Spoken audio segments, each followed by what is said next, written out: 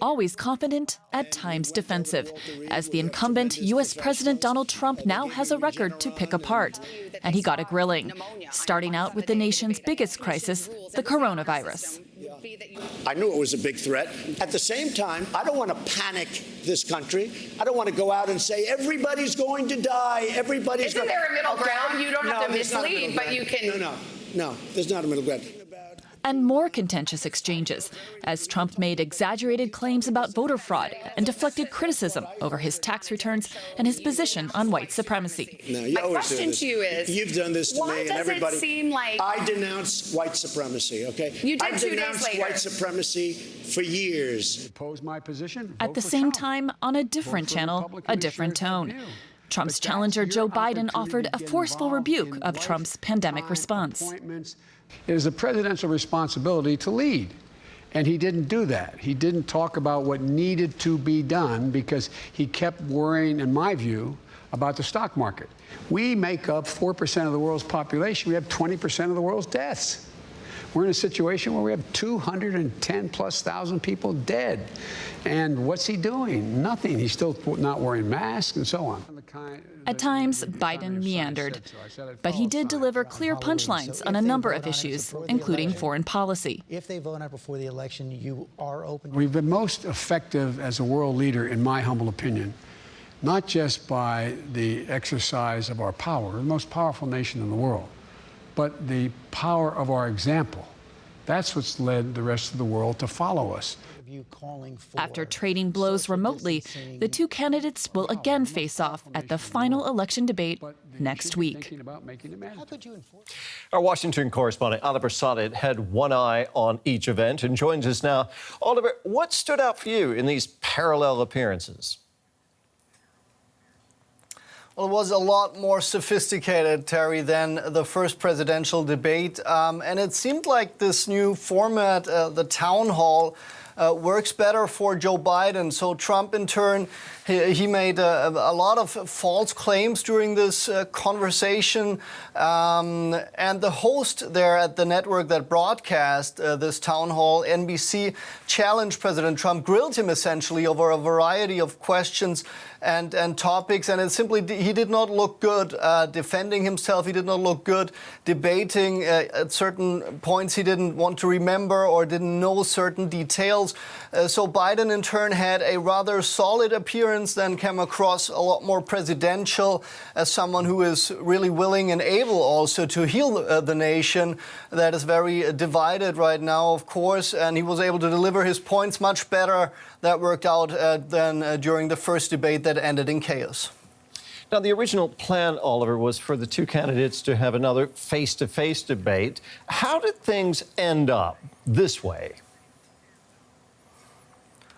Well, first of all, as you remember, President Trump tested positive on COVID-19, and then the Commission on Presidential Debates, that's usually in charge of organizing these debates, then decided to hold a virtual debate, so both candidates in different locations in order to avoid the risk or to reduce the risk of infection. Now, President Trump backed out, saying he was not willing to participate at a virtual debate. Then the debate was canceled, and then the Biden campaign moved forward, scheduling this town hall event. And it was just one day earlier, so on Wednesday, that President Trump and NBC, the network, decided or announced they would hold a dueling event just at the same time. And of course, both receiving lots of criticism for that move because, again, it left the voters here in limbo.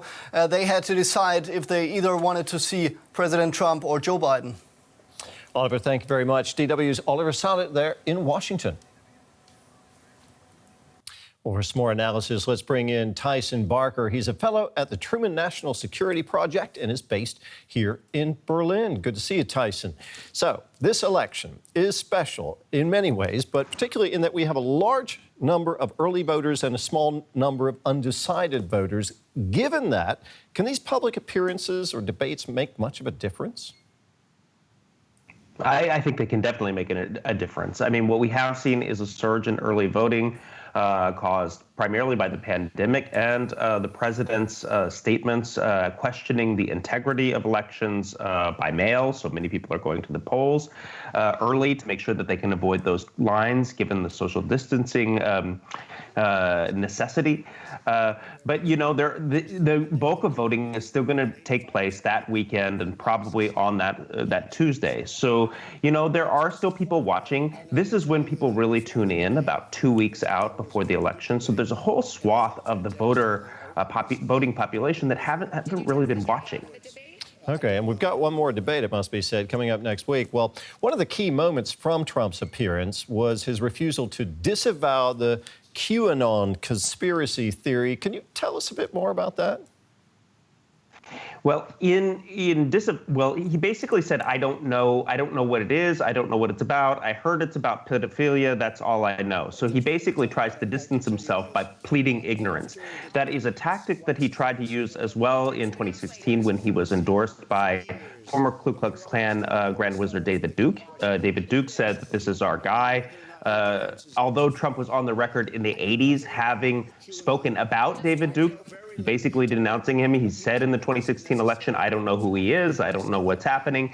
And Savannah Guthrie, the moderator, basically interrupted him and said in real time what we all thought, which is, you can't be serious. You know what this organization is. You know what they're about. Biden continues to lead in the polls. How is that affecting the campaign strategies, both of the Republicans and the Democrats? You know, it's still a little worrisome for everybody because we don't know how many, say, hidden Trump voters there are, how many hidden Biden voters there are, what the role of voter turnout is going to play. This election is taking place on ground that neither candidate is really familiar with.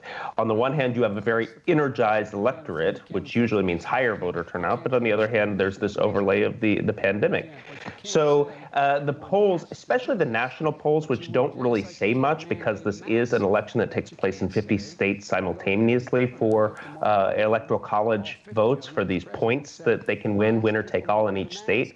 But it has been a pretty stable lead. But at the same time, some of these polls reflect the same kind of polling we were seeing in 2016. So it's still kind of an open race.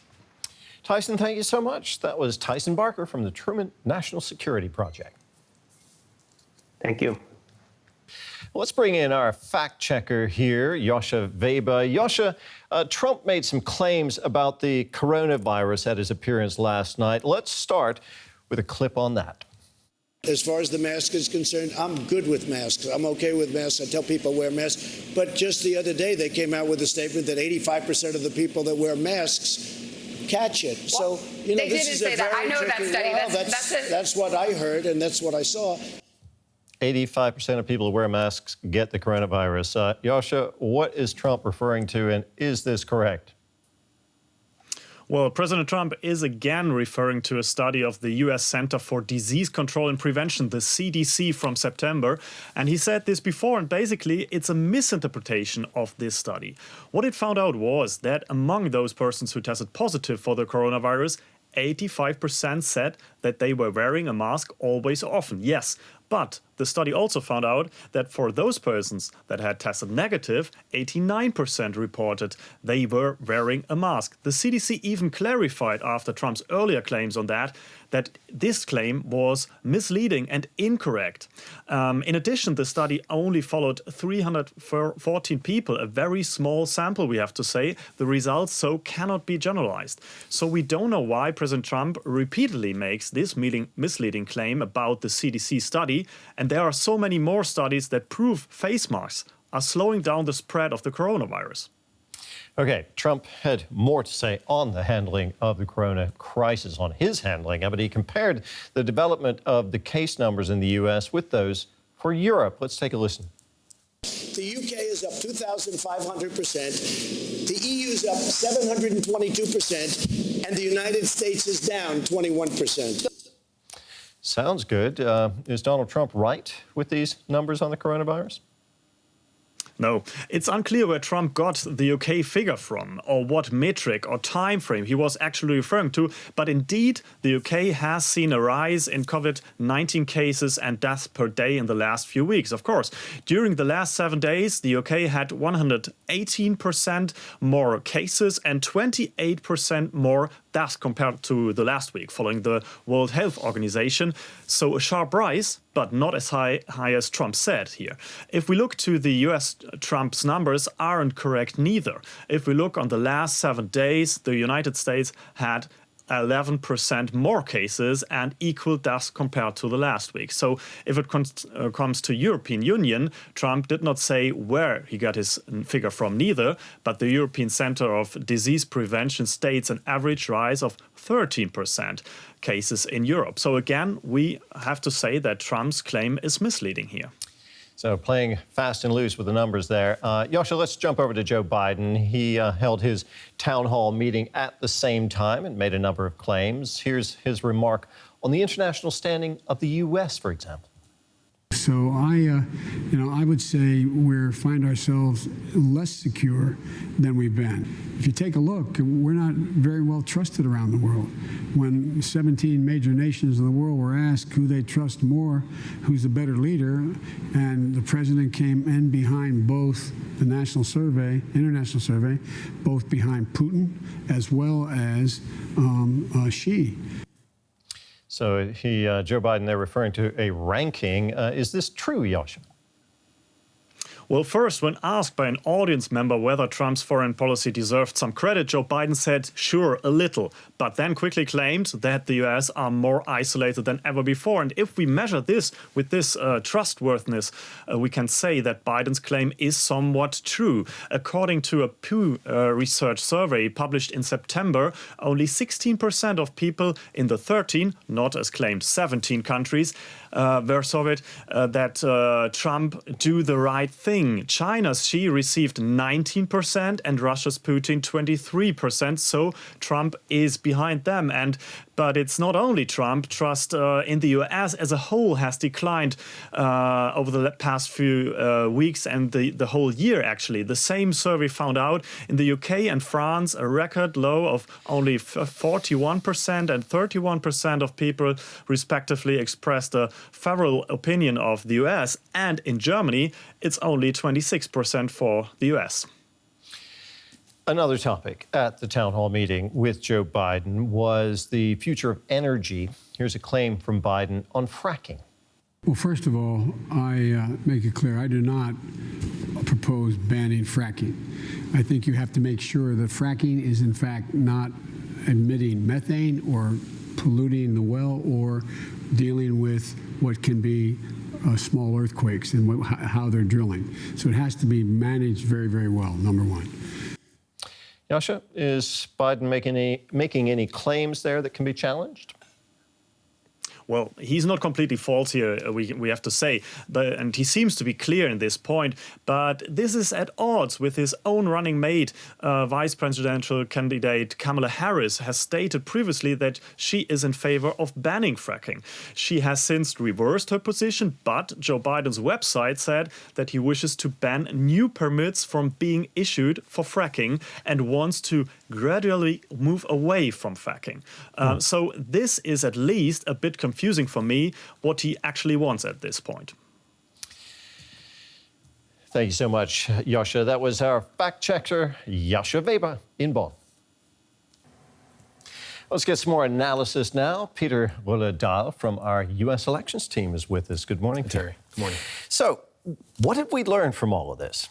Well, I think if anything, this has really illustrated, how deep the division in America is. It does feel sometimes like this election has felt like, parents going through a really ugly divorce, and now they're, arguing over who's the worst parent and who gets to keep the kids in front of their children. I mean, this is essentially what this has felt like a lot. There's a complete absence of willingness to even engage in a meaningful and civilized dialogue with the other side. And I think having these two parallel dueling debates really, I think, underscores that. I will say, though, before the debate, there was obviously a lot of criticism of especially NBC's decision to run the debate at the same time that we saw the Biden debate.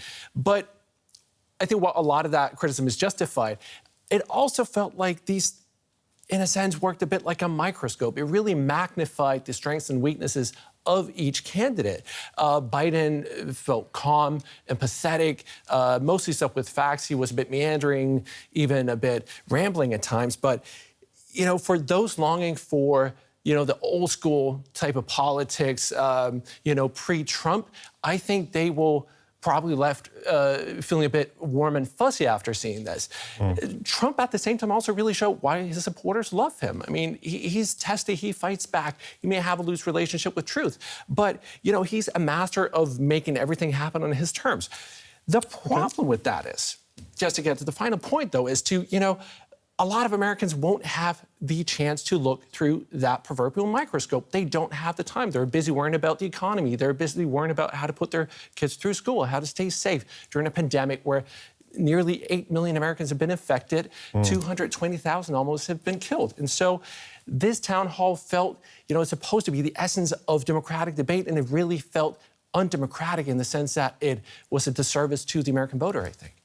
Do you think these appearances or debates even matter in this particular election, given the large number of early voters and the small number of undecided voters? Yeah, historically, debates happen when most Americans really start paying attention to the election. As you mentioned there, we're seeing huge numbers of early voting. 20 million is the number I've heard so far. Yeah, I think 20 or 17, 18, it's in the high double digits. And so, you know, at the same time, we're seeing fairly low levels of undecided voters. So it suggests that after 4 years of Trump, you know, a lot of Americans have made up their minds how they feel about him. The reality is also, though, I mean, think back to 2016. The election is not decided by the popular vote. It really comes down to the Electoral College, the 270 votes that you need to get there. And especially, we're looking at about 8 key swing states. Biden is leading in almost all of them. He has a double-digit lead nationally, and he's leading among every demographic group. Peter, thank you so much. Peter Roledal from our U.S. elections team. Thank you.